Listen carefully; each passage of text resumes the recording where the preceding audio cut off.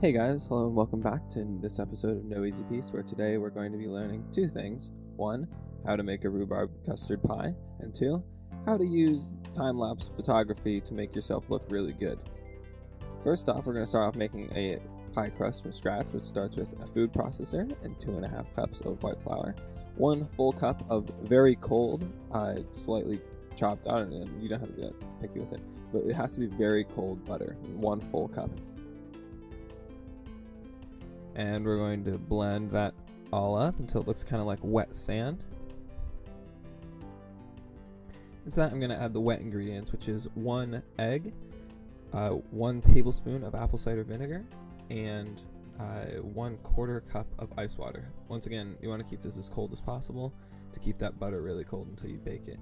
Then I'm going to blitz that for a bit, add about a tablespoon more of ice water, and keep going until it starts to the blitz and looks like it will come together, and you get kind of a wet but like very cohesive texture that like it might not look like it's coming together there, but as soon as I dump it out onto a cutting board, make sure I get all of it, you know, don't want to leave anything behind because we're going to use all of this.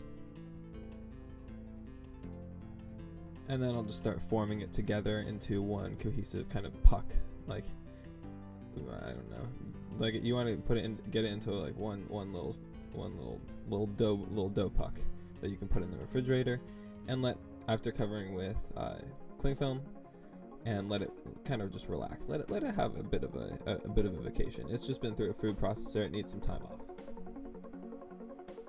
Now we're going to start working on the filling, which starts off with rhubarb.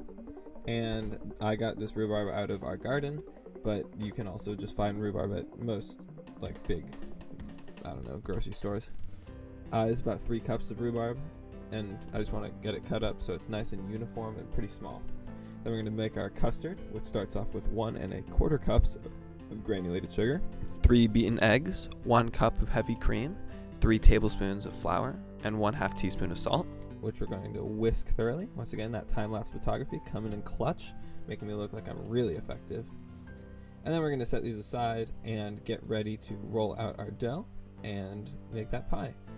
It starts out with really just get in there just with a rolling pin, just pound it out until it is like nice and wide, and then we're going to roll it, adding a little bit of flour as you go until it's nice and circular. Use a bench scraper. Bench scrapers are basically the best thing in the world.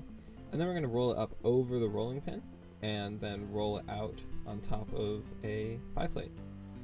And then making sure that we're getting all of the air pockets out, we're going to push it in, leaving a edge around the outside, which they're going to trim and then crimp to create a perfect looking and pretty easy pie base. And that's a pie shell.